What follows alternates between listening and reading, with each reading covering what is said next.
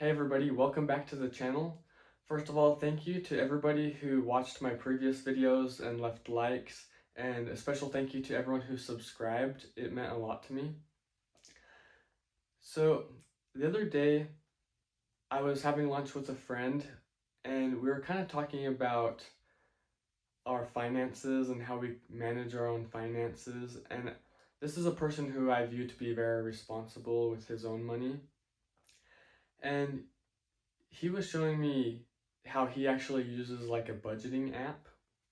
And as he was showing it to me and how it works, he kind of had like an allotment of almost like a mini savings account for each item he was saving up for in life. And it was just kind of all spread out into these small savings accounts.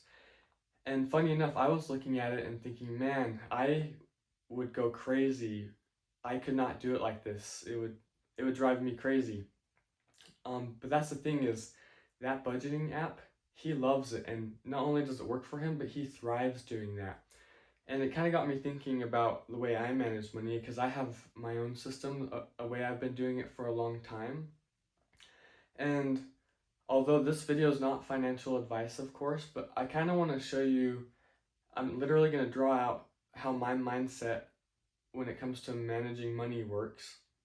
And this is not to say that my friend's way of doing it was wrong, or that how I'm going to show you is right. There's not a right way. There's not necessarily a right way you have to do it. But all I hope that those of you viewing this video get from this video is hopefully some motivation to find a system that works for you. Because there's two things we all want to accomplish, which is first of all, getting ahead in life so that we're not living paycheck to paycheck. And second, we want to start actually building wealth. So let's get into it, how my mindset works. I'm going to draw it out.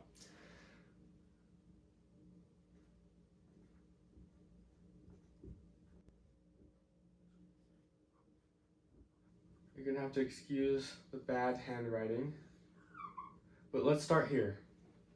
So we have checking accounts, right, in our lives, and we have savings accounts. Hopefully we all have a checking and a savings account. And let's start with checking. Again, this is just how my mind works. So I actually have a different word for checking. We can almost just scratch it out, and I'm going to write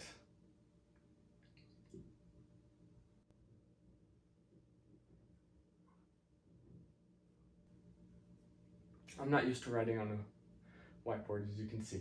Okay, so our checking account, what I call this is my battleground. This is my first line of defense. Our savings account and all the things we're going to talk about below here, all of these things are protected by the checking account. This is where everything happens in our finances as far as money coming in and money going out. Now, depending on where you're at in life is going to affect how much money you might want to have in here. But the key to the checking account is you have to establish a set amount of money that you do not want this to go below. And a good way to do that is finding out how much money not only you need on a monthly basis, but just a little bit more than that. Basically, I like to be able to go to the store, pay my bills, whatever necessities I have in my life. I want to be able to come out of my checking account on a monthly basis without having to worry about if I can cover them or not. So we want to be winning the battleground. We want to be winning in our checking account.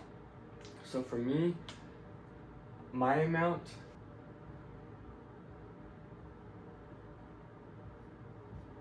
I keep about $1,500 in my checking account, and I have a threshold. Ideally, I don't like it to get below 1,000, but like I do not let it get below $500. Now on the flip side, once it reaches about $2,000, everything above that flows down into my savings account. Now, the key to winning in the battleground is keeping it green. I have a blue marker because my green marker decided not to work, but we want to keep this account positive. And once I reach my threshold, I'm over, let's say for me, $2,000, everything else starts to flow down into my savings account. So now let's talk about my savings account. I have another word for this too.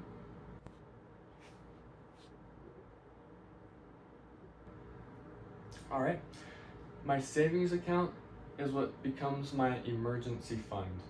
So just like your checking account, depending on where you're at in life, you're gonna have a set number that works for you.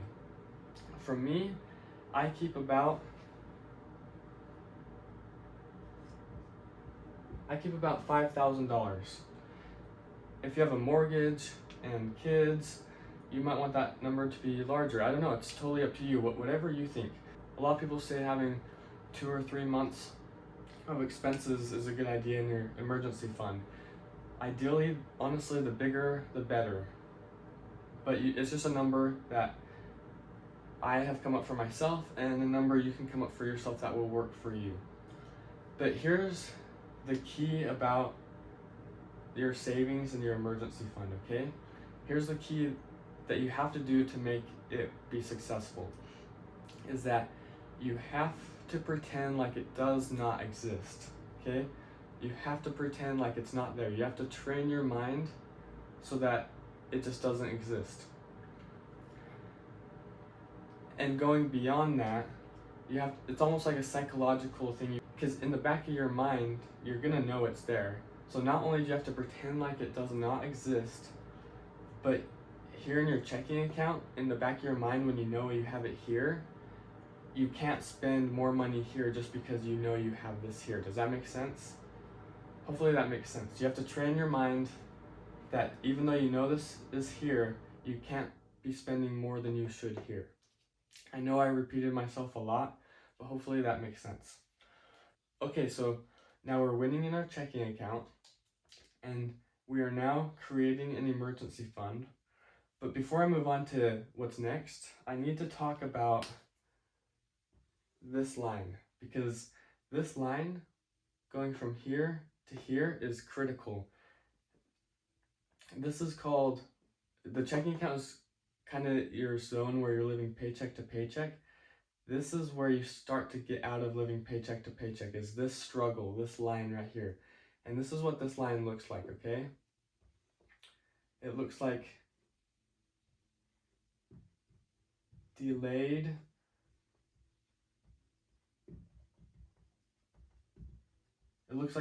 gratification. It looks like making sacrifices. It looks like doing whatever things you need to do to be winning in your checking account so that you can eventually start making an emergency fund. And it can be difficult, but I'm here to motivate you to start making this journey. I actually have a whole video just dedicated to why delayed gratification is so important. Okay? Alright, so what's next? We're gonna keep flowing. Our emergency fund is established. What comes next? Now I have to fix that. Now we're entering the phase of investing, okay? And this can look like a lot of things. It can look like your 401k, your Roth IRA, maybe get more fancy with investing. It can also look like assets like real estate. This can be its own topic, just like these could be, and it can be whatever you decide it to be. But I have a word for this section too, and this is called wealth. And there's something else we experience when we're building our wealth. We experience the power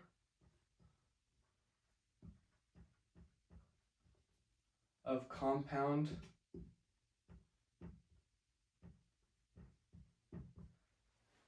interest, okay? So I've kind of laid out what I'd like my finances to look like ideally, and notice it's kind of going back into that theme of it being like a pool. We're winning in our battleground, our checking account. That flows into our savings, which creates an emergency fund, which then flows into investing and ultimately building wealth. And again, I wish this marker was green, because green, kind of signifies positive. But ideally, guys, this is what I like my finances to look like. Now, I can't stand here and say what things should look like ideally without talking about what it hopefully definitely should not look like. We have to talk about what it should not look like, okay? And unfortunately, now I have to use a red marker.